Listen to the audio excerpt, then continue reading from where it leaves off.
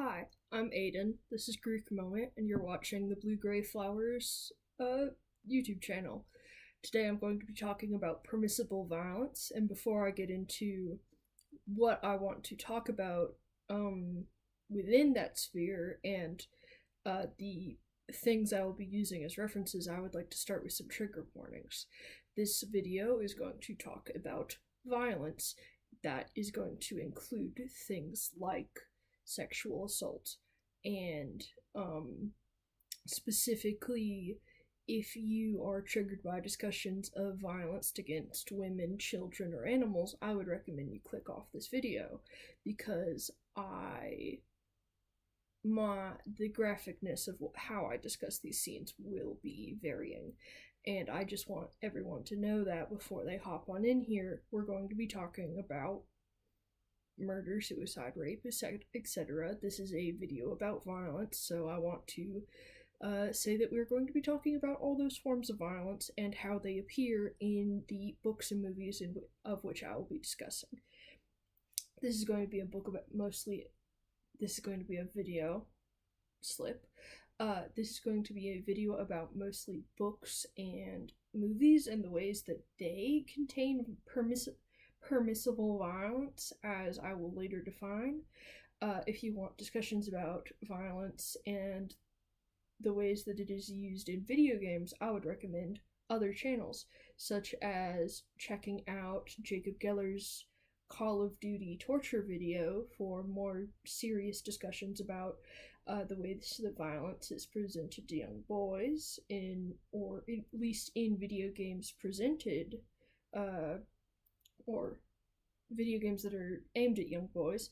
And if you want to talk about violence and the ways that creators criticize the use of violence, I would recommend looking into something else, like discussions of Deltarune and Undertale, which are kind of the famous examples I can summon up to mind, especially because Deltarune is such a hot topic right now. I'm filming this on the 6th of June, so Deltarune's chapters 3 and 4 have been out for about 2 days. There's discussions of autonomy, character autonomy, etc., etc. We're not here to talk about that. We are here to talk about people getting punched in the face and when that is viewed as okay. Speaking of that, what is permissible violence? Well, I'm glad you don't have the ability to ask because I'm running the video. Let me grab the whiteboard. Please ignore the glare. This lamp setup is the only way I can find to make sure that you can actually see my face in my videos. So, permissible violence. Ignore everything else on the screen right now. Whiteboard. Ignore everything else on the whiteboard. So, permissible violence, as I'm defining it, is violence deemed as okay within the narrative. This is written very small because this is not the biggest of whiteboards, and I already filled up my entire other whiteboard with a list of sources that I can reference throughout this video, which I'm going to move, if everyone will bear with me. Here. Perfect! This is great. This is a good setup that y'all can't see. So, permissible violence. Violence that is okay. You're not going to be able to read this, are you? Whatever. Let's talk about violence. There are multiple dichotomies. I think that's the right word. Or I think that's the word I'm looking for. Where you have violence in American media. This is mostly going to be about American media. Shocker, I know. Where you have stuff aimed at women versus men. You have violence against women versus violence against men. And then you have the secret third option, violence against children and animals, which is viewed as a separate thing, I would argue. And then you also have, within these categories, you have the romantic versus unromantic, and then you also have the acceptable revenge versus despicable predator. Let's start with women because I have them on the mind. I'm sorry, women. If you have watched my channel before, you probably haven't. I am obsessed with Lightlark. There is a series called Lightlark. The first book is called Lightlark. It takes place in a world called Lightlark, and the first book is mostly about this island. You'll never guess what it's called. It's called Lightlark! Thanks, Alex Astor. I'm having such a good time right now with your series. Lying. So Alex Astor was on something very interesting when she created Lightlark. And that thing was called tropes. Now, every YA book comes from another YA book, just as Divergent came from Hunger Games, and, well, 50 Shades of Grey is not YA, but, just as, Twilight spawned things like 50 Shades of Grey and, the love triangle. Hunger Games spawned things like Divergent and that iteration of the love triangle. You have things like ACOTAR. We will be talking about A Court of Thorns and Roses. ACOTAR spawned things like Lightlark, Powerless, Fourth Wing, Silver Elite, Blood of Hercules. These are on my humble little list of sources. Let's get into them. We're going to be talking about Lightlark first because Lightlark is the object of my wrath group moment. Hold me. I hate Lightlark so much. We do not have the time or the space in my computer to categorize the ways in which it has angered me personally, harmed me emotionally, has affected my relationships. I am not allowed to talk about Lightlark in front of my boyfriend anymore unless a new book comes out. And after the new book comes out, I'm not allowed to talk about it anymore after I've read it because he has heard each and every point I have ever made about Lightlark about 50,000 times because he'll be in the room when I'm introducing a new person to how much I hate Lightlark. And I say the same things over and over again because Lightlark is a very circular Gordian knot of a series where the issues begin in book one but then compound in the most interesting and terrible of ways. But violence in Lightlark. What does violence in Lightlark look like? Well, there we are on furthest. Lightlark displays romantic versus unromantic. Can y'all see that? Whatever, doesn't matter, it's a visual for me. And also, you don't look down here. We're gonna get to that part. That's a secret conclusion we don't have time for yet.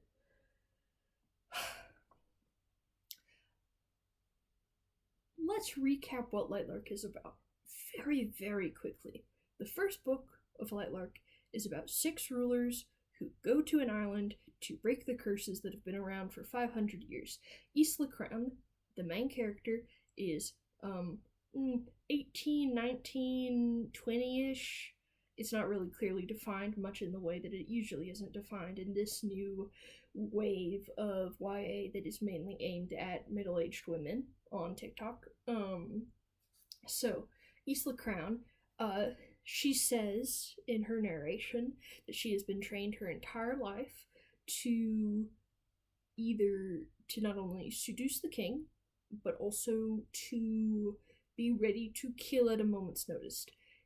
This is one of the many series that is said to be inspired by Hunger Games, but clearly it was not inspired by Hunger Games, the actual novels written by Suzanne Collins, which are important works of not only YA literature, but also anti-capitalist literature and anti-consumerist literature. Lightlark is not a product of the Hunger Games books. Lightlark is a product of the Hunger Games fever.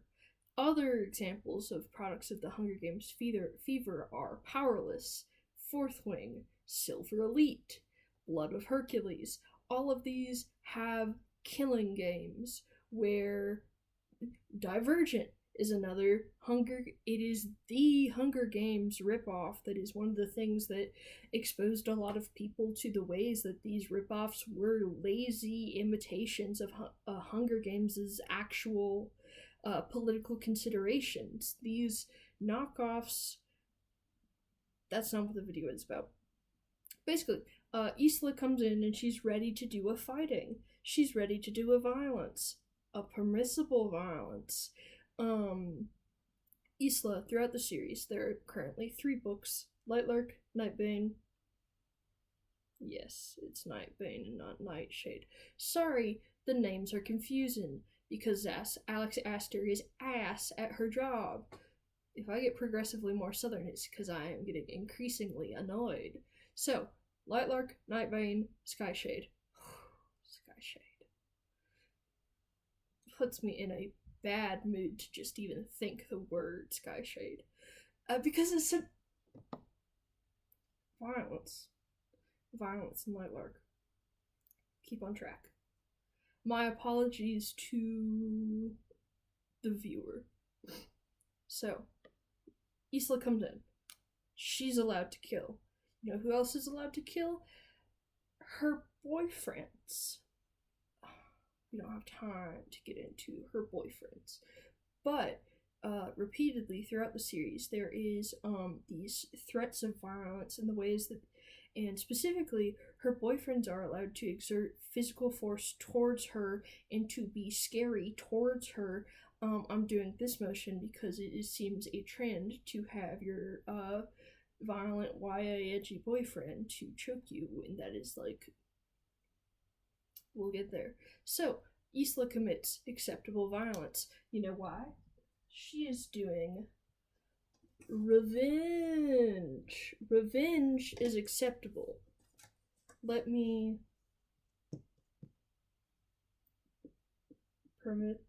permissible? Question mark. Revenge. It is revenge because she has had violence enacted upon her, and by the rules of that story, that means that she is allowed to enact violence. In book 3 of the Lightlight series, it is revealed that both of her boy toys have had tragic childhoods in which they have been the victims of child abuse. Isla is a victim of child abuse, even though that term is not used. There are examples such as the very classic one that a lot of people talk about when they're talking about the first book of Lightlark. There is a reference to when Isla was made to hang from a tree branch for 12 odd hours, and she like tore tendons in her arms, and like she was left in a wet cardboard box in the jungle all alone during like a monsoon, and she had to like crawl home without any power, and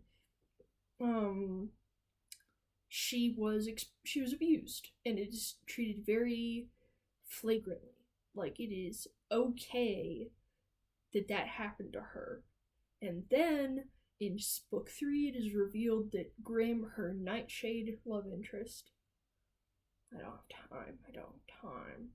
So Grim is revealed to have been the son of this guy, unnamed, because everyone in Lightlark is unnamed unless you're really unimportant or you're a main character.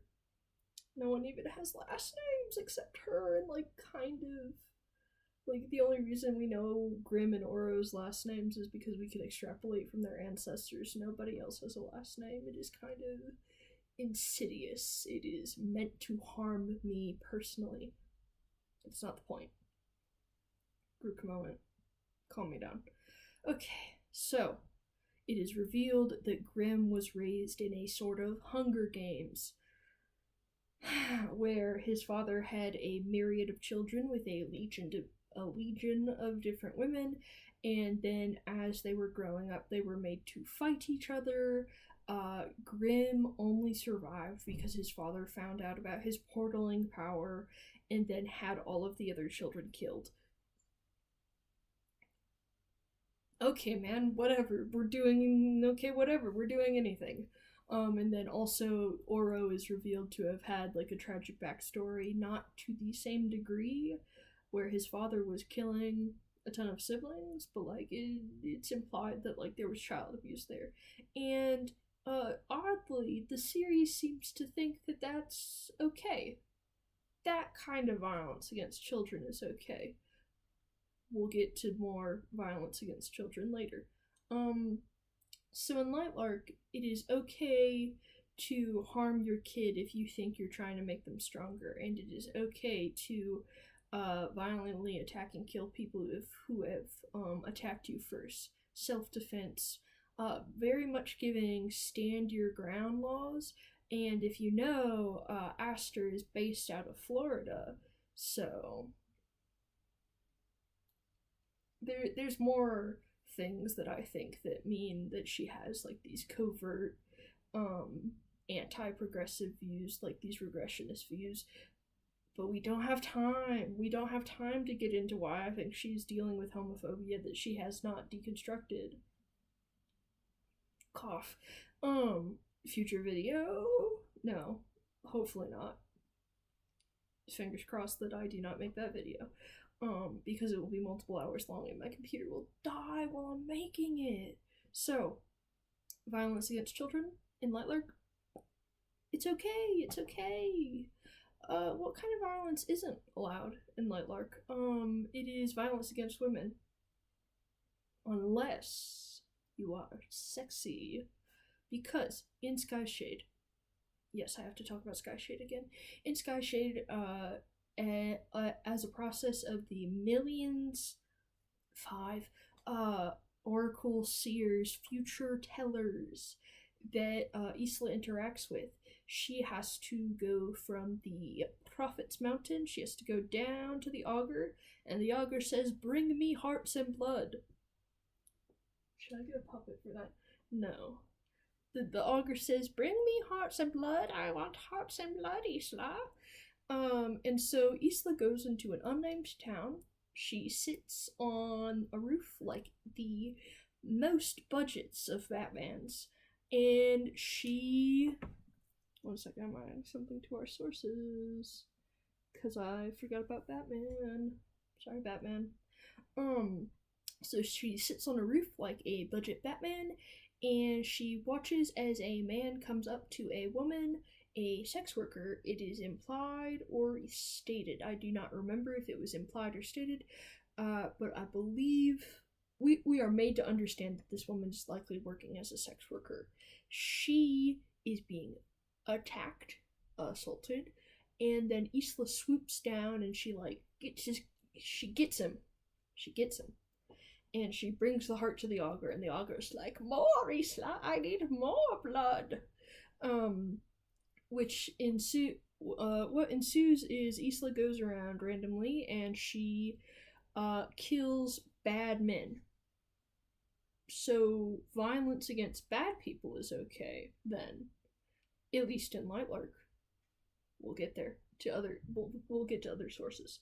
So violence against people who have enacted violence is okay. Stand your ground laws. And there's also a later scene in which Grimm is like, "It's okay, Isla. I understand about the darkness inside of you." And there's another scene that irked me specifically in which Oro flies over because he's worried about her because of like all these things that have happened that we don't have time to explain. If you don't understand what Lightlark is, either go watch the SBU English Club's videos, Crimson Rogue's videos, Crow Caller's videos are very good. I appreciate Crow Caller's videos a lot. Those 3 channels have very good Lightlark series. Crimson Rogue's latest is 7 hours, and I have tried to sit through it multiple times, and I haven't actually been able to understand all of it because I will start getting so angry that I will click off the video or I will fall asleep because it is a 7-hour video. Okay, so there's a scene. Oro's in a room. Isla, he sees this pile of daggers. Just loose pile of bloody daggers. "Are you not reusing those?" Like, no wonder you have dagger-filled pants, actual descriptor from the Skyshade book. No wonder you have dagger-filled pants if you are not reusing your daggers and you are just throwing them willy-nilly once you get to your room. She walks into her room and she shakes like a dog and all these daggers fly off, and in the morning she puts on new ones. Or so it is implied. So you are made to understand through the fact that Aster is a poor writer. But Oro sees this pile and he's like, "What was that?" And she's Isla, and I quote, says, "I use these to kill people," and then it is not okay to kill, apparently.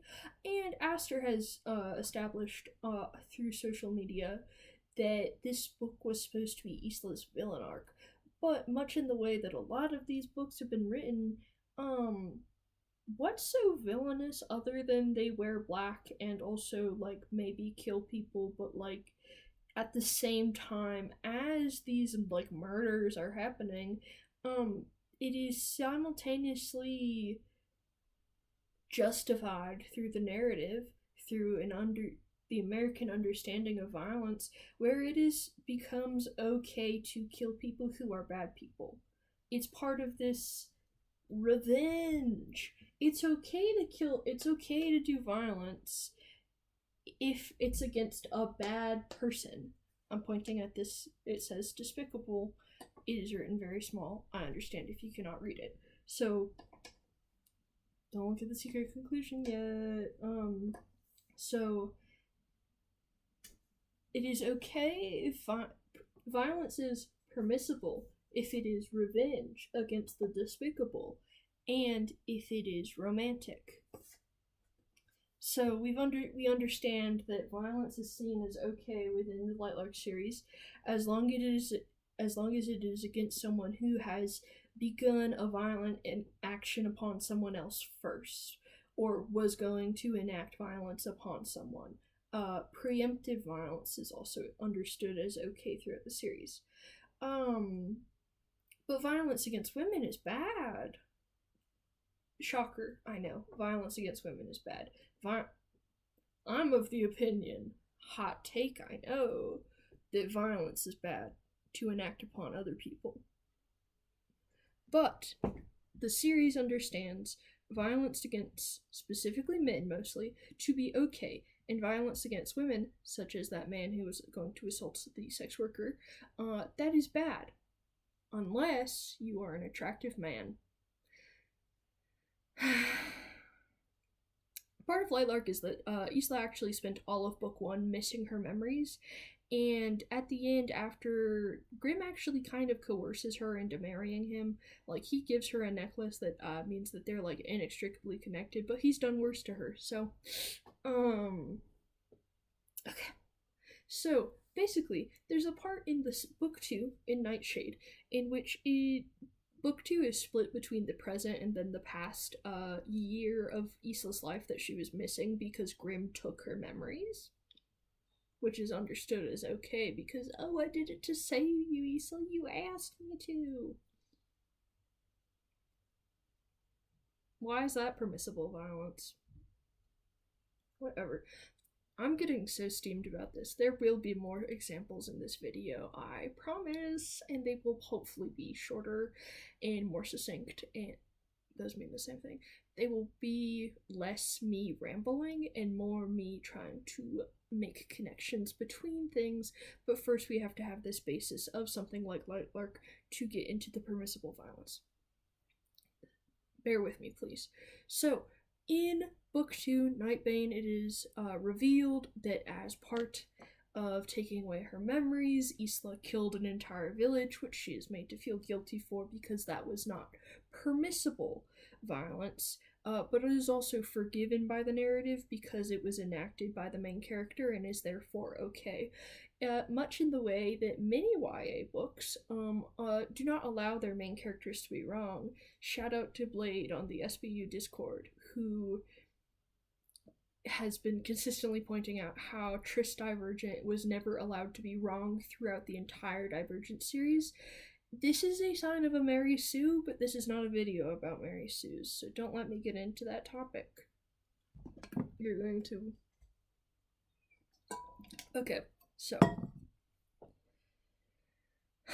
in book 2, we learn how Grimm and Isla met for the first time.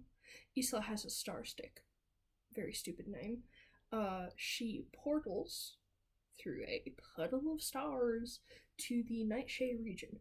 She ends up in Grimm's castle. She is found by a woman who says, "What are you doing out of uniform?" She is tugged into a room. She is made to disrobe. She is made to put on a skimpy little black dress. Lipstick is put on her, and she is made to get in line with other girls. I understood immediately what was happening because I've been reading fan fiction since I was in 6th grade.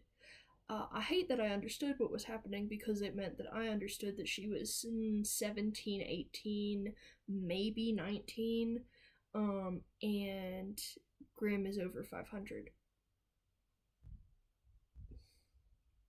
So she is put in this lineup of girls who are all dressed very sexily. Grimm comes into the room. He chooses her.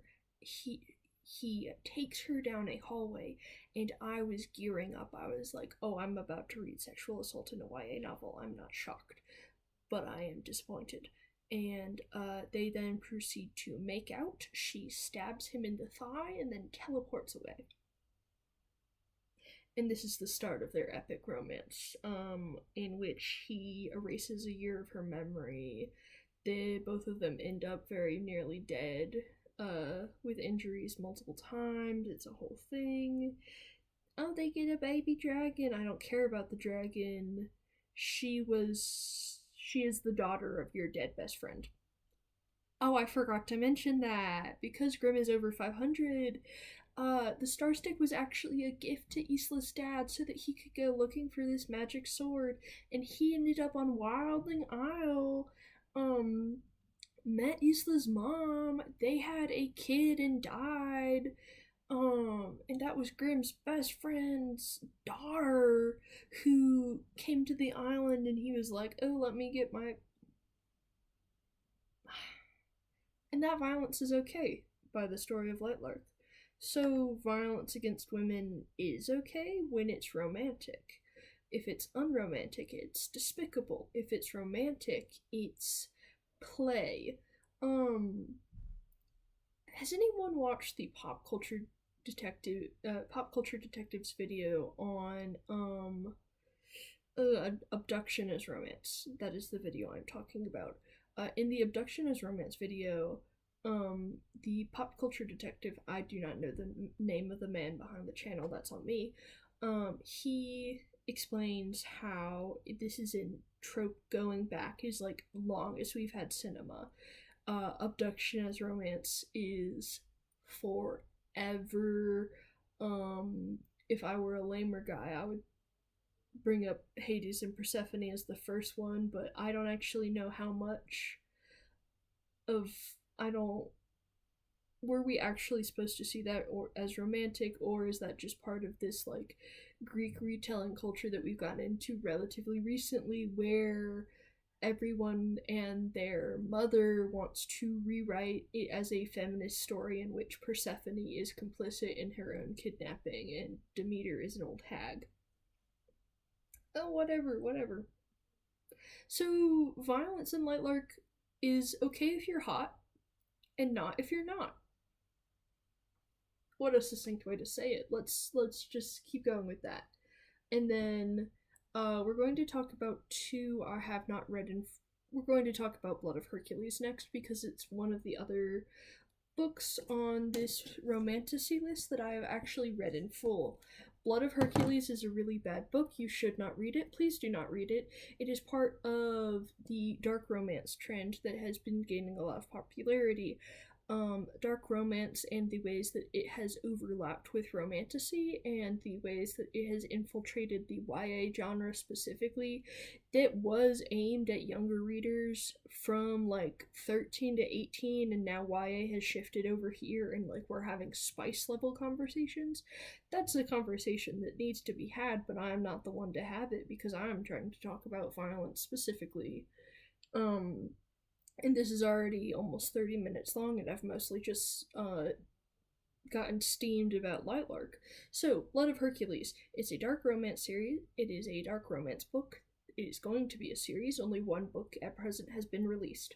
The main character, Alexis, has magic blood powers, but you don't know about those blood powers until the very end. The story goes that she's just living her average life. Violence is enacted upon her in a very trauma-porny way. Um, Turns out she's special. She's special? I never would have guessed. She's special. She gets sent to Spartan War College, which she did not want to attend. She did not imagine attending. Her agency is routinely subverted. Violence is enacted on her by the four love interests she is routinely talked down to. Her agency is continually removed. The book ends on a scene of marital rape, as in she has been throughout the book she has been courted by two of the four evil love interests. I'm not even exaggerating when I say evil. She has been courted without knowing it because she has not been exposed to Spartan. The Greek gods are called Spartans in this one. So she is courted by two of them. They send her the remains of men who have touched her. These men are understood to be despicable because they interacted with Alexis in a slightly sexual way. Two of the men that I can remember are, there's this one male siren, and then there's this other character named Maximus or Maximum, and both of them interact with her in a slightly romantic / sexual manner. Maximum kissed her like once, and the siren was naked and near her. And two of her love interests, Augustus and Karen, dismembered these men, sent her boxes with body parts and jewelry to her.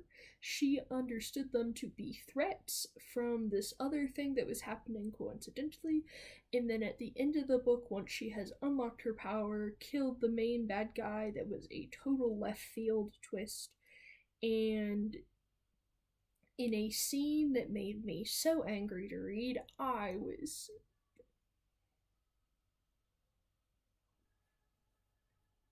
it was bad. It was really bad. It was upsetting to read viscerally because I did not see Alexis as this woman who had been complicit in this. She read like a neurodivergent child who had been coerced into this, and in a very out of character.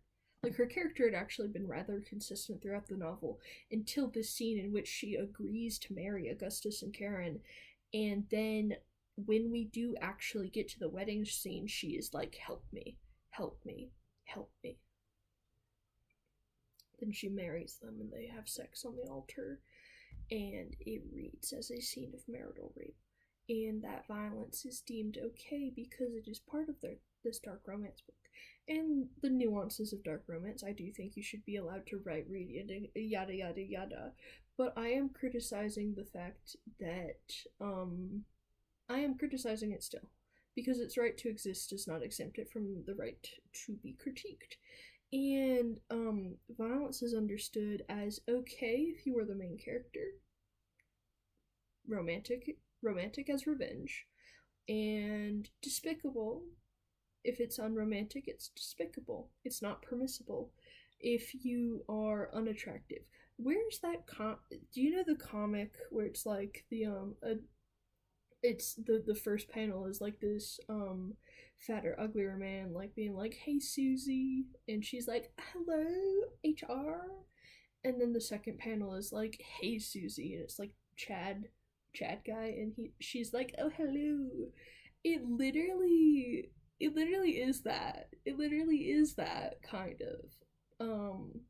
Or maybe I'm being dramatic because I'm in a bad mood about reading that book, but it basically is. Same deal in Powerless. In Powerless, for example, like, women are not allowed to be good.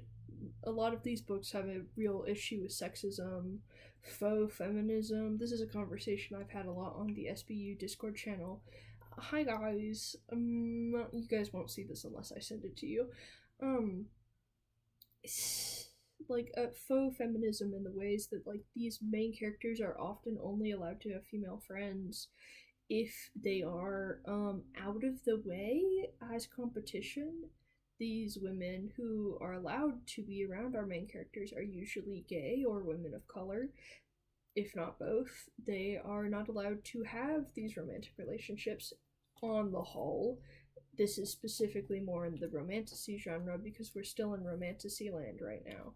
So, Powerless has Adina, who is killed, which is unpermissible violence. There's Bitchy Blair, who does not get a lot of interiority, and Powerless is just another one of these like things where there's a Hunger Games. Fourth Wing, Xaden Ryerson is allowed to be very violent towards Violet, and that stupid nickname he calls her Violence. There's a Hunger Games aspect because the violence is kind of the draw of the series, where you have the danger, the sexy danger. In Silver Elite, I'm actually reading this one right now. It is very bad. The drama about Silver Elite is whether it was written by AI or like who is Danny Francis. I do not care a lick about who Danny Francis is. I only care about the quality of the book, which is poor. Go watch Reads with Rachel's or Carrie Can Read's videos on Silver Elite. I can't speak on it at length because I have not finished the book, but I can say confidently that the violence is useless. It's not fun violence. We'll get there. ACOTAR is kind of the progenitor of a lot of these things on this list.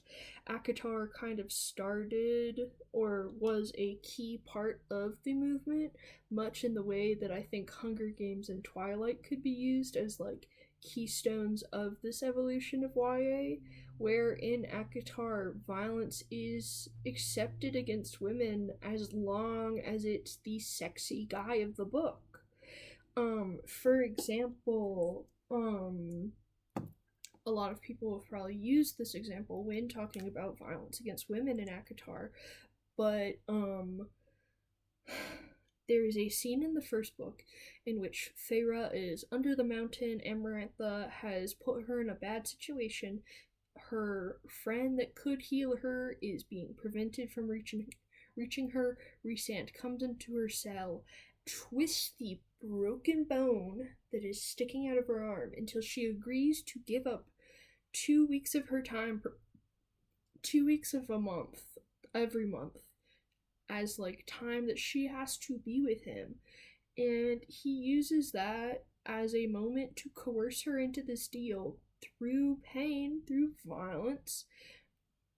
And then later she's in love with him. And then there's the continued scenes where she is drugged and painted up and like she is made to dance and perform sexually in front of all these people under the mountain. And then in the later books, this is one of the things that is most upset me when I am talking about new adult and YA literature. There's a scene in the first spin-off book about Nesta, one of Feyre's sisters, in which Feyre is pregnant. I don't like that personally because I have a lot of hold-ups with pregnancy. Shock Horror, the 18-year-old trans guy, has issues with pregnancy, and I don't like to read about it. But Feyre is pregnant. This is an expected pregnancy. She and Rhysand are looking forward to having this child. But Rhysand knows something that Feyre doesn't. Rhysand knows that this child will likely kill Feyre, and there is no way to prevent that. I mean, clearly it's circumvented.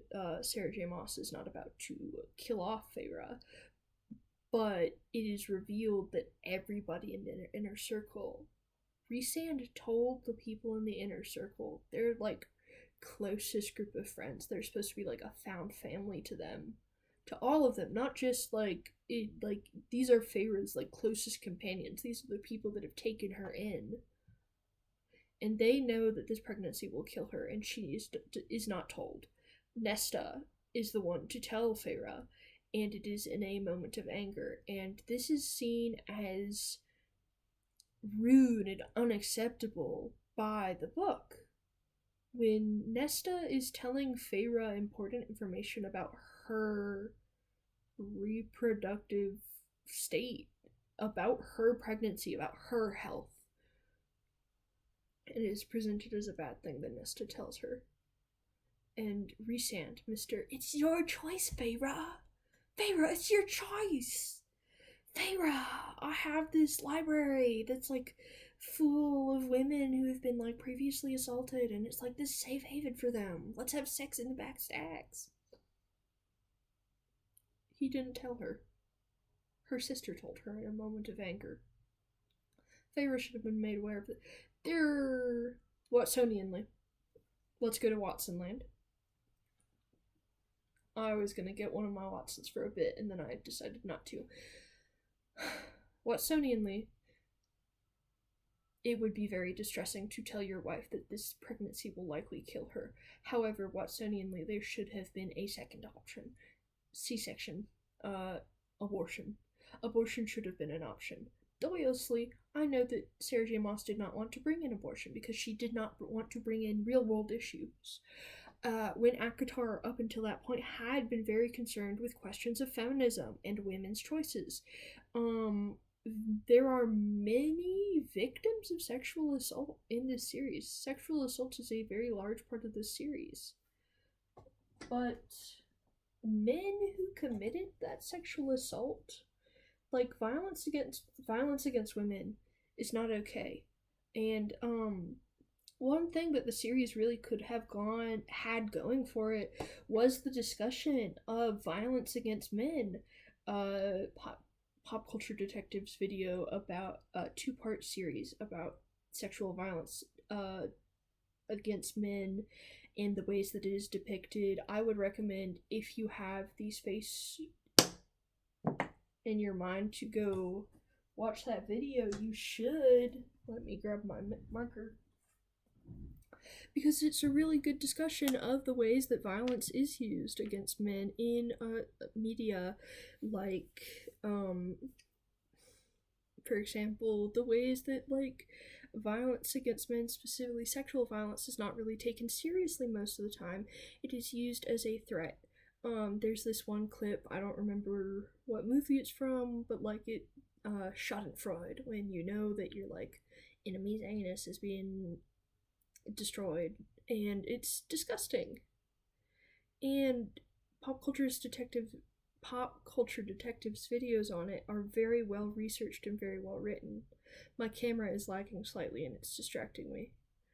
So, in ACOTAR, there is all this discussion of violence, there's all this discussion about women's choices, and yet Feyre's autonomy, Feyre's control over her body is interrupted, is superseded by her husband's authority to her body. And it is one of the things that disgusts me. The fact that this is one of the series that is like very well beloved in the book, like the romantasy community.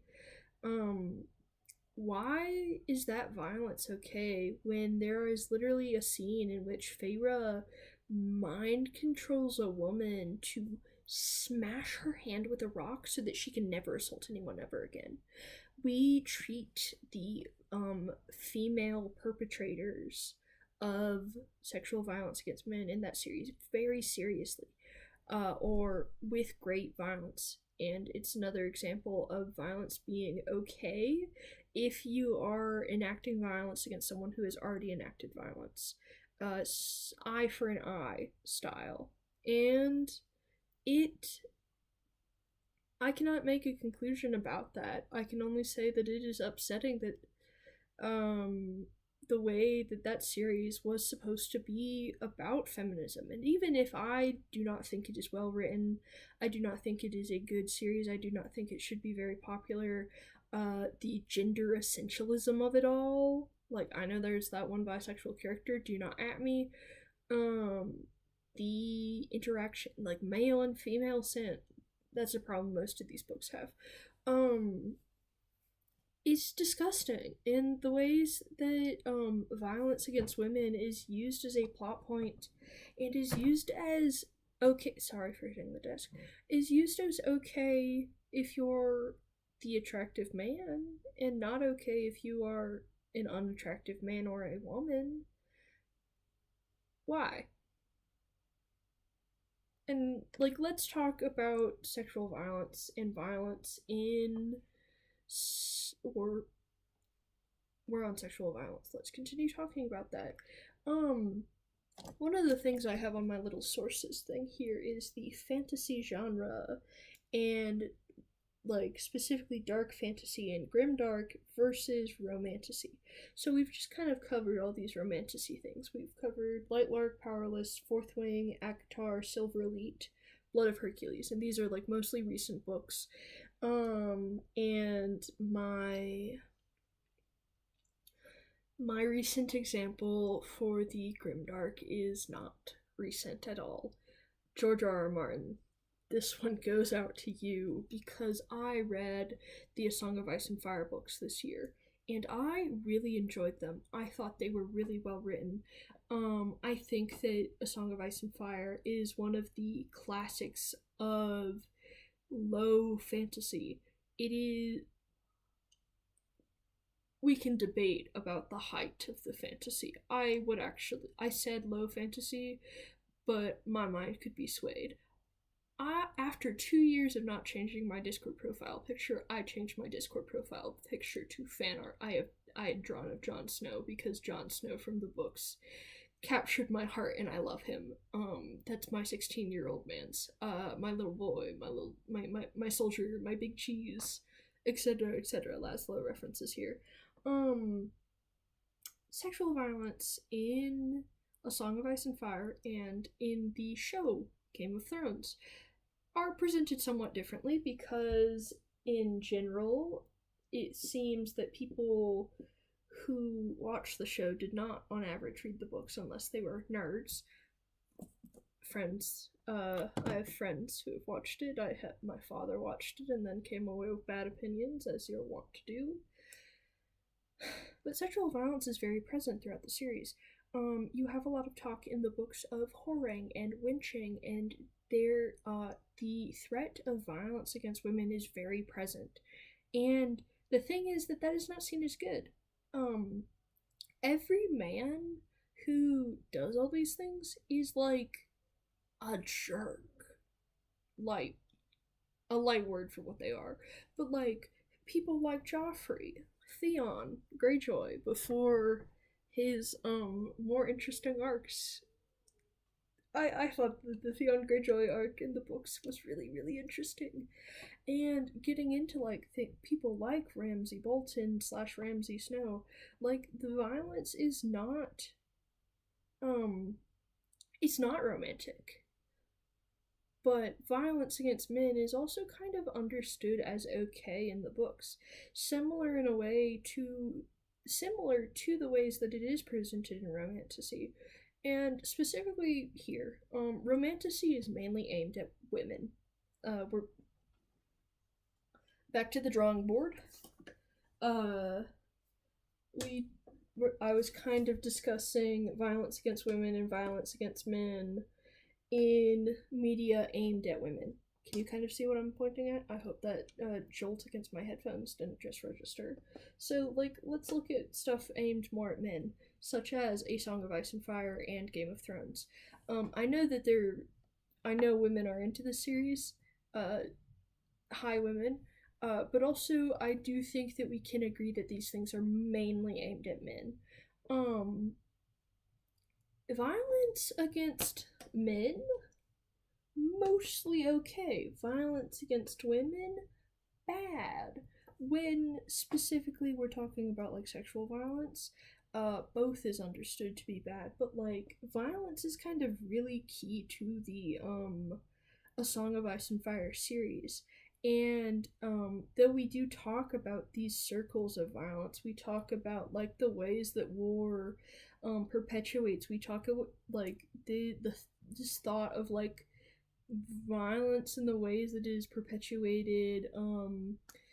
Cersei Lannister's entire story. There's this one person who I saw talking about night gender. Like, A Song of Ice and Fire is a very complex series with a lot of things to say that I'm not actually prepared to talk about despite bringing it up. So, my apologies.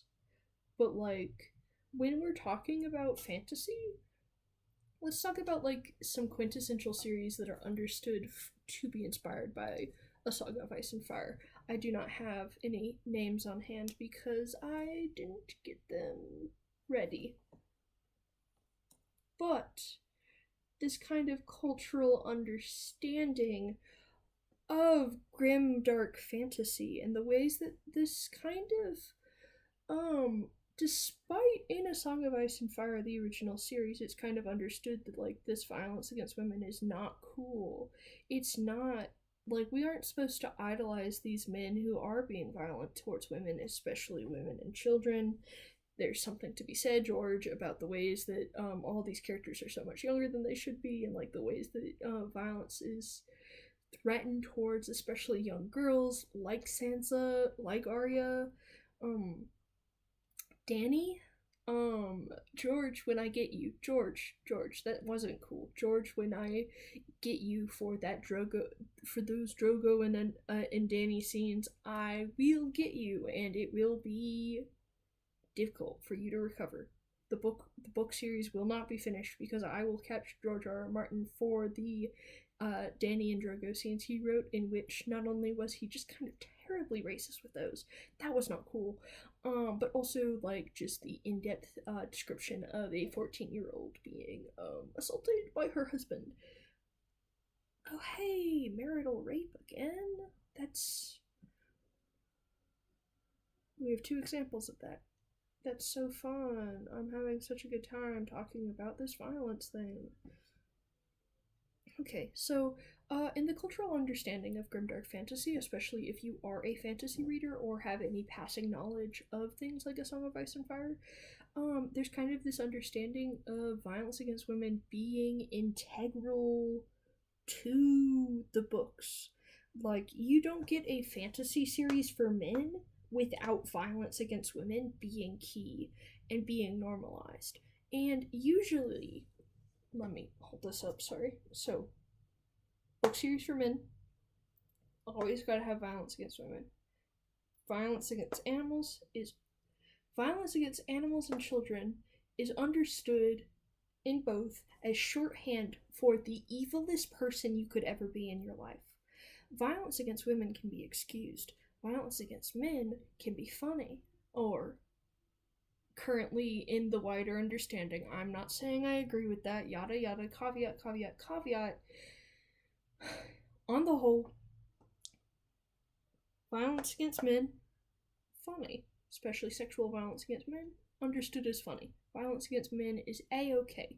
Violence against women is dependent, and usually in grimdark fantasy, it is present. Its depiction varies, or its depiction in the how good it is, that's variant. It is not the same across the entire genre. I could make some generalizations, but I won't because I do not feel comfortable doing so. However, violence against children and animals, that is almost always shorthand for this is the most evil person you can have in your life. Like, villains that have assaulted women and men have been redeemed time over time. But if you hurt women and animals, you're just kind of like, that's like the thing you don't do, kind of, from my understanding of the genre. And I was talking about this with my good friend Val. Val, I will probably send you the link to this video. I hope you get here. Hello, Val! My friend Val. My pal Val. My pal Val. I'm sorry for getting distracted and trying to laugh during a video about violence again. So, I mentioned that, like, there's violence against women, there's violence against men, and then there's also violence against children and animals. And she said, yes, you see, there are two ways to understand that. There's the way to understand it in which you are elevating animals to the level of children, where they are worth being protected, where they are of the same value as a human life. And then there's also the interpretation where you are lowering children to the understanding of animals, where you understand them as something to be controlled, to be owned. That's a very good point. Oh, or a very good thing to have a discussion about. Violence against children and animals is cultural shorthand for the worst guy you've ever seen in your life. Let's look at my source list again. Oh, what's that? It's mystery books. It would not be a Blue Gray Flowers channel video without a mention of a detective. One of the staples of detective fiction, and action movies, we're getting there. One of the staples is violence, because most mysteries are murder mysteries. If you anything from Miss Marple, Holmes, Benoit Blanc, Poirot, you got Ian Rankin's novels, you got Hieronymus Bosch, I don't remember who writes those. You got shows like CSI, Criminal Minds, NCIS, Mindhunter. What's another one? Dark Winds is one that I've been watching kind of recently. It's pretty good. I haven't finished it because even Columbo, other whodunit, like whodunits, how catchems. Violence is integral to the murder mystery, to the cowboy genre, to the action movie, because it goes cowboy then action movie. Like, they are children of the action movie is the child of the cowboy movie, and you cannot have an action movie that is not stained with cowboys, especially if it's coming out of America. I'm sure you can make an action movie outside of America that is not stained by the cowboy, but every American action movie is going to have the hand of a cowboy in there, because we cannot resist having the rogue cop, cowboy, deputy, sheriff out there, like the Lone Ranger. We need to have a good guy with a gun. Where am I? That's revenge. That's acceptable revenge against despicable people who are not permissible, because they are unromantic, therefore despicable. It is romantic to be the Lone Ranger, to be the, like, Avenger. John Wick, Mission Impossible, a little less so, but still definitely there. When you get into these action movies, Heat 1995 is a movie that I watched recently. Die Hard, violence is okay because it's against the despicable. It's against the despicable. Lord Almighty, 1 second.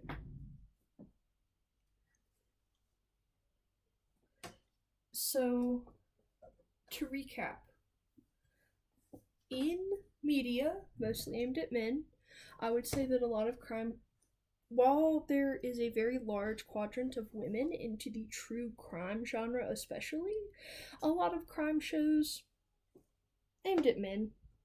A lot of action movies aimed at men. And it works on me. I really like action movies. I plan on sitting down and watching Die Hard 3 really soon, and I'm gonna cheer when there's blood and guts on the screen. I watched, what's it called? SAS Red Notice? Nope. Well, Red Notice is a movie I've watched, but that's more of a heist movie than an action movie. And of course there were Nazis. We'll get there. SAS, like Rise of the Black Swan, I watched that and I cheered. I said, yay, violence. I watched Bullet Train with a friend and I cheered and applauded when there was blood on screen, because I am a freak and I enjoyed watching that. I had a lot of fun with the explosions. In Mission Impossible, where there's a scene in, like, the second one? Yeah, it's the second one, because it's the one that starts with Tom Cruise climbing, like, free climbing, and then his, like, sunglasses or something that explodes. I think that's the one. When two men bloodily grapple on a beach and they're like beating the shit out of each other, I'm having a good time because I like that. I like to turn off my brain and watch men fight. Violence for a male audience can work on me, unfortunately. But don't look at the secret conclusion. Don't look at the secret conclusion. We're gonna have an H-bomber guy moment. Don't look at it yet. So, men. If it's aimed at men, violence against men is okay. Violence against women varies. But it is usually seen as okay, especially if the male lead is romantic or enacting revenge. Unromantic equals despicable. Despicable equals unromantic. And ugly. The pretty privilege is real in permissible violence, and I think that that's something that just can be understood. And violence against children and animals is bad. In media aimed at women, you have the romantic, you have the revenge. Violence against women is not okay unless you're romantic. Unless it's romantic or it's a rival. Violence against rivals is okay. If in Powerless they explode bitchy player, that's gonna be okay as viewed within the range of the story. That's going to be permissible violence because it's not the main special girl. If it's not, like, in media aimed at women, violence against men is a-okay. Unless it was the love interest and he was a child.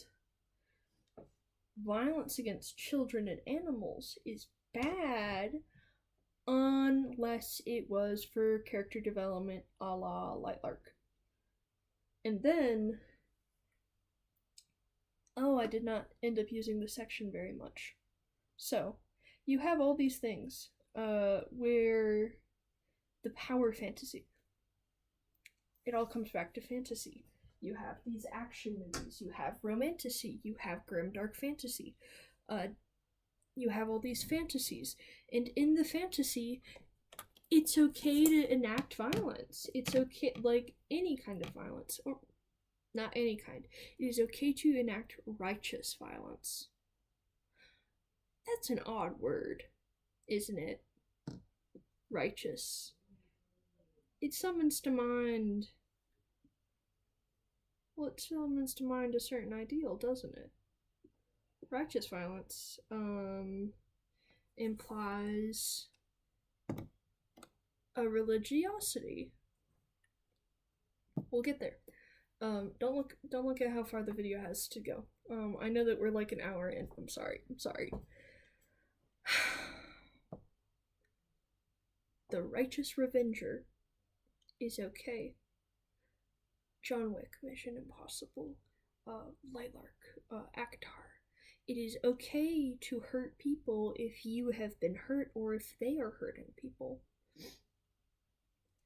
And, like, violence is okay if you get off to it. According to American media, according to blah, blah, blah, blah. It's part of the fantasy. I'm noticing how uneven my bangs are because I cut them myself. Don't look at my water bottle. So, with all these things, and violence is understood as okay as long as you're enacting it for the right reasons, as long as you are righteous, as long as you're the right person. Let's talk about Harry Potter. I really, really hate Harry Potter. I hate having to think about it. I hate being reminded that it is such an integral part of the literary canon because J.K. Rowling has exposed herself to be such a massive asshole. And I am tired of thinking about her. I am tired about talking about her. I am tired of talking about this book series that was written poorly, that people started to, like, just absolutely suck off undeservedly because it was not even that well written of a there are videos about this. there are 10-hour videos, such as Lily Simpson's 10-hour video about Harry Potter. Sean has a video about Harry Potter that I think is around like 7 hours. There are a lot of videos about how Harry Potter was never that good to begin with, and it was just another piece of neoliberal nonsense. But I want to talk about specifically something. I don't remember which one it was. It was either in Sean's video or Lily Simpson's video. You would have to fact check me, and you don't have to. But maybe you should. Like, put together, that's like 14 plus hours of content. Do not go trawling. I want to say it was Sean's video, which is the shorter one, I believe. In Sean's video, doubtful because I think it was his. In Sean's video, he explains that it is okay when Harry does a bad thing because he is one of the good guys, but it is not okay when Draco does something because he is one of the bad guys. It is okay that Snape did all that because ultimately Snape was one of the good guys. Ultimately Snape was romantic. Ultimately, Snape was doing revenge. Ultimately, Snape was enacting violence that is okay because he was hurt. He was a child that was hurt. Sorry, the wording is backwards and blurry. I'm having a hard time pointing at what I mean to be pointing at. So, righteous violence.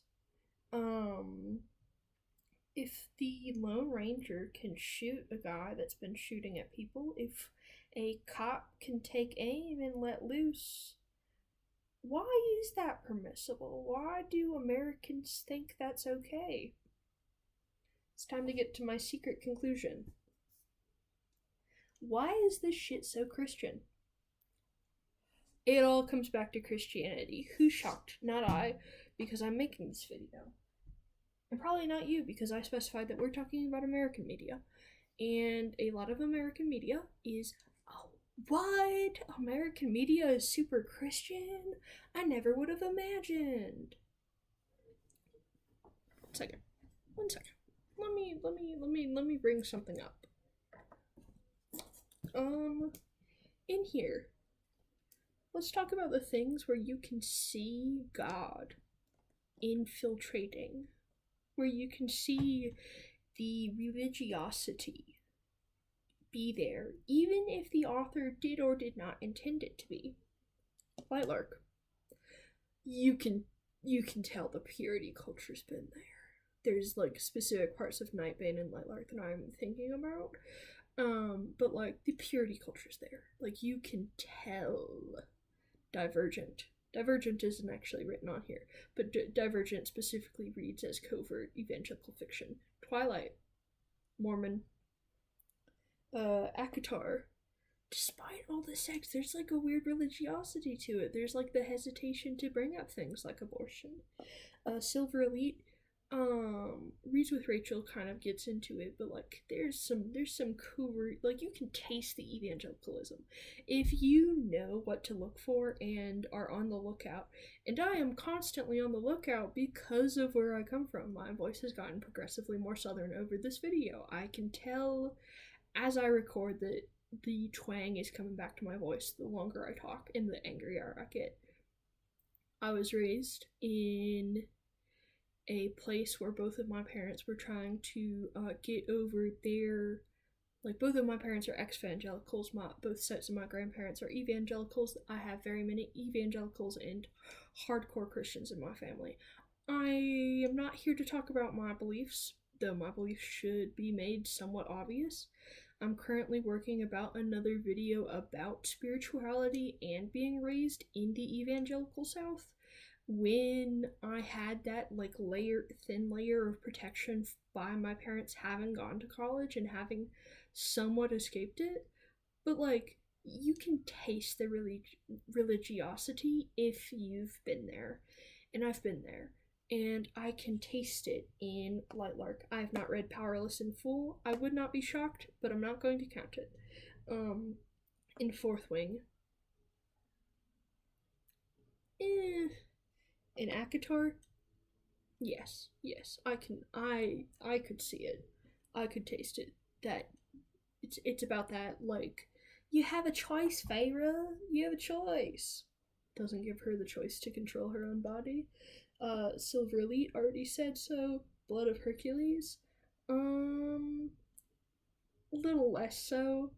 In Mission Impossible, there's literally talk about Province of God. My Letterboxd action movies, we didn't talk about all of those. I didn't really get to it. I feel that going back now would be a lot of labor for me because I'm already an hour and 10 minutes into this. I've mentioned them. Trust. A lot of action movies get really Christian, and you know why? It's because they're cowboy movies. It's because they're cowboy movies, and cowboys are really Christian because it's the American West. Ay, ay, ay. So, fantasy genre. A Song of Ice and Fire, less so, actually. Game of Thrones, more so because you have that Hollywood image, and because you're talking Hollywood, you're talking more. They have the Western. They have like the Hays Code is still in effect, and like just media in general has been trending more movies and stuff has been trending more conservative, and that's a topic for another time.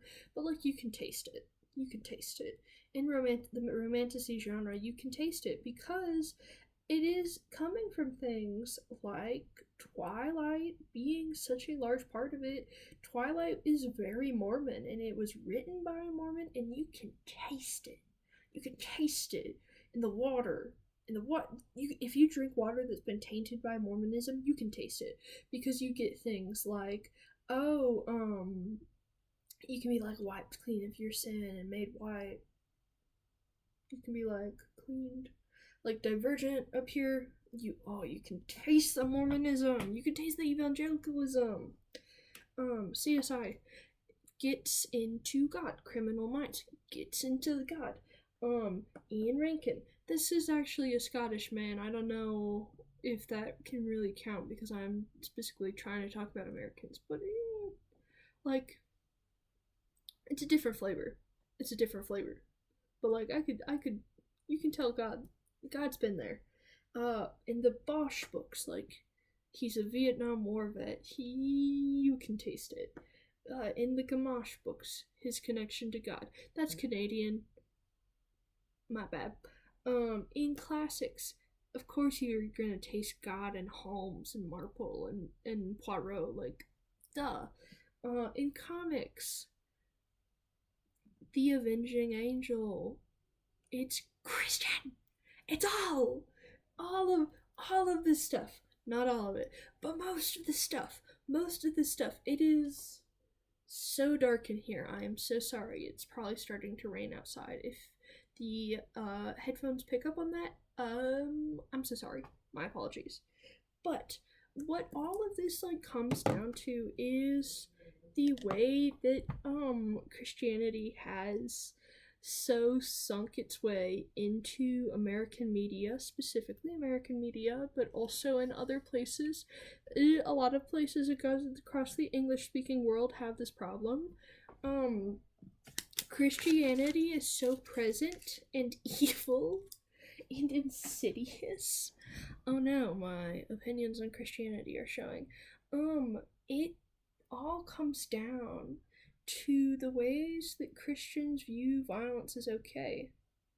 To the way that, like, down in the Bible, where you're allowed to assault women, you're allowed to have slaves in the Bible, and if you have a man, you're allowed to kill him. It is okay. Violence becomes permissible when it is seen as righteous, when it is seen as being done by the good guys. I have all of these words, not as many words as I could have, but I have all of these words. I have all of these words on this whiteboard when I could just wipe it all off and say, violence is okay if you're a good guy. Violence is okay if the author likes you, and if the audience likes you. Such as things like Fight Club. I like Fight Club. Oh dang! I like action movies and I like Fight Club. What a shock! What a shock! Surely, this must be so surprising for you.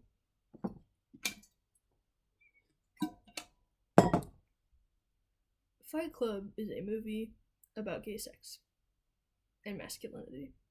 It is a book about masculinity and gay sex. It is like fundamentally, if you are reading Fight Club in the same way I am, you are reading it, and it is a tale about masculinity and the ways that toxic masculinity loop right back around to things like homoeroticism, partially because they hate women so much, but partially because they are gay and attracted to this idea, this ideal of masculinity.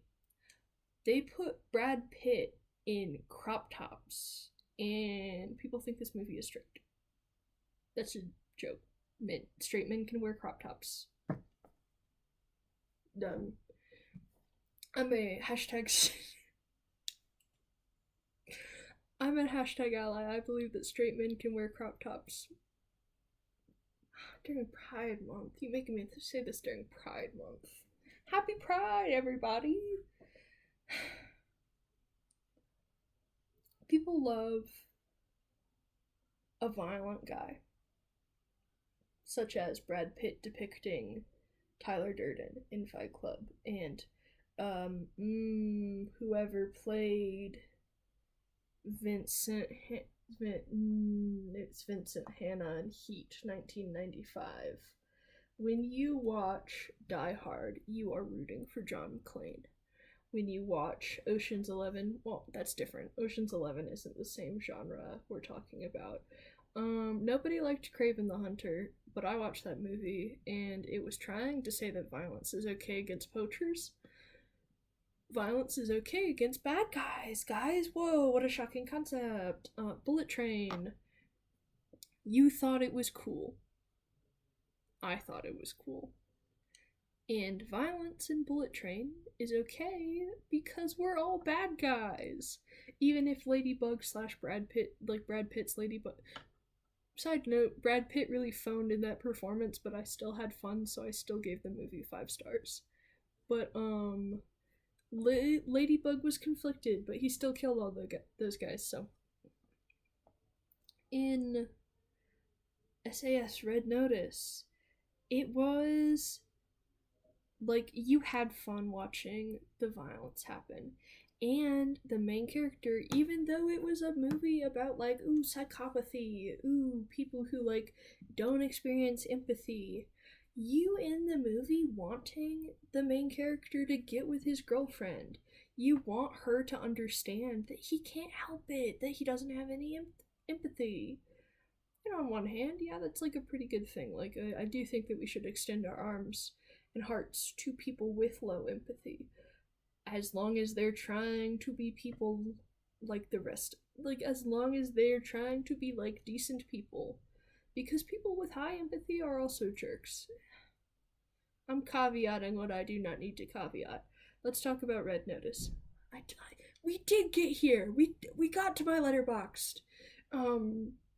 I'm so proud of you, Source List. We got here. I watched the Jack Reacher movies, and like you're supposed to like Jack Reacher. Tom Cruise does a really bad job playing Jack Reacher, but you're supposed to love Jack Reacher and you want him to win. When you read the books, you're like, yes, enact violence on that bad guy, because you want to root for the good guys and you want to cheer when you experience Schadenfreude, when you experience the bad guy get hurt. Violence becomes permissible because it's being done by the good guy. That's my point. All of this has boiled down to what is permissible violence? Well, violence is permissible in media when it's done by the good guy, when it's done by the guy we're supposed to like, or woman. I'm saying guy because I got into the action movie headset, but this is true of women too. Let's think back to all those romantasy books. It's okay when Feyre crushed the hand of that predator, because that was a bad woman and Feyre's the good woman. When in Fourth Wing, when Violet, I can't think of it. When Violet poisons all her enemies, that's okay, because they're the bad guys. In Lightlark, when Isla kills wantonly, it's okay because she's the good guy. And Powerless, she's the good guy. It's okay. It's okay. When Triss Divergent hurts someone, it's okay because everything in the world revolves around Triss Divergent. She's the good guy. And if I were a smarter, more intelligent, more well-spoken person, I think that I've demonstrated my ability to be well-spoken is circumstantial. You could bring this back to like the hero's journey or the one story, the myth of the one story. There's one cultural story in American media and also partially like British and Canadian stuff, because like we're so kind of intrinsically tied to those cultures. We have one story, and it's the good guy beats up all the bad guys and gets a ton of sex and power and money and is the good guy. And we don't have to worry about whether they're doing bad things because they can't do bad things. Idiot. They're the good guy. Do I think this is automatically true of everything? No, I am a nuance enjoyer, but not all the time. Oh, what color are your shoes? Oh, I love your shoelaces, man. Where'd you get them from? The president. Clearly, I'm a Tumblr user. Come on, man. Yeah, but like I do think there's nuance here. I do not think this is ultimately true of everything, but in the mainstream, like in the main consciousness, the main public consciousness of stories, when you take out people like me who are sitting here thinking about this more than it should be thought of, when you take a romantasy book that was aimed at people to fulfill a fantasy, when you take a fantasy such as the action movie, such as romantasy, when you take that fantasy that was not meant to be deconstructed and you deconstruct it, it boils down to it is okay that they did that because they are the good guy. And it's not okay that the bad guy did it because they're the bad guy. Think about what you read. Think about what you watch. Even for things you're turning your brain off for. I understand that people like to turn off their brain and read things like romantasy books, like Lightlark and ACOTAR and all these things. I understand that people like to turn off their brain and put on an action movie and watch all the blood and guts and explosions happen. I am guilty of putting on an action movie and just enjoying it for what it is. But then I can't turn it off, actually. Even when I'm watching something that I put on because I wanted to enjoy the violence. I put on CSI, I put on Criminal Minds, I put on Mission Impossible, I put on John Wick, I pick up a Bosch book, a Gamache book, I pick up an Ian Rankin, I pick up a comic, I pick up Lightlark, Powerless, Fourth Wing, ACOTAR, Silver Elite, Blood of Hercules. Well, I actually read the romantasy to hate it. That's something I'll admit. I picked up all of those books knowing they were bad. When I pick up something that I mean to turn my brain off for, I read it, I watch it, and my brain doesn't turn off. I'm still sitting here like, wait a second, this is propaganda. Wait a second, this is really wants me to like the US military, which is never going to happen.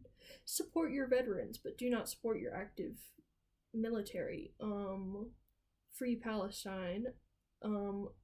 Pull those troops out. Stop participating in genocide. I hate America. I hate the American military. I hate cops. I hate these institutions that have become so popular. I'm very disappointed that detective is a part of the police force and not just a gender for these people. It's very disappointing to be so into detectives and then almost all real life detectives suck because they're part of the military industrial complex that is running America. I can't watch these things I like because, well, I can, and I do enjoy them. I just mentioned that I've enjoyed watching action movies, and I liked CSI and Criminal Minds, but you have to keep thinking about this, otherwise, you will end up someone who likes Harry Potter in Year of Miku 2025. Because you never grew up and you never considered, hey, why is it okay that the good guy punched and killed the big evil guy, but it was bad when the big evil guy did it? If you never consider the ways that violence, for example, violence, is used in stories, you are a worse read person. Media literacy is on the downswing. And I understand that people are scared, and I understand that people are looking for an escape. But if you're here and you manage to last through a minute 30 of my rambling, not quite a minute 30, but close. If you've managed to get here, I hope that you can agree with me that we need to be thinking about these things, and that it is not always pleasant, and it is sometimes, and that I understand why people don't want to think about the things that they turned their brain off for. But don't let your brain get turned off. Think about where this is coming from. Who's writing this? Who did you buy it from, if you bought it? Why? Why is it like that? And I just am asking, essentially, to think about where. Also, why? Where? Why? And I'm repeating myself. Conditional eloquence and put togetherness of my wording. Because it's been over an hour and I've been sitting here the entire time going crazy. Let's think about it. Let's think. What a stupid conclusion. I feel stupid for boiling it down and not being able to be more succinct about this. But I have to repeat myself again to try and find that perfect note of conclusion, because I am a sucker for a good ending line. Why is this violence okay? When we interact with things, let's think about that. Why is this okay? I've been Aiden. This has been Grook Moment. Thank you, Grook Moment. Thank you, Whiteboards. Thank you for watching. I hope to catch you on my next video. I hope that you leave a comment. Like and subscribe? I don't know how these things work. I am not a professional YouTuber. I am someone hanging out in my parents' house during summer break. Thank you for watching.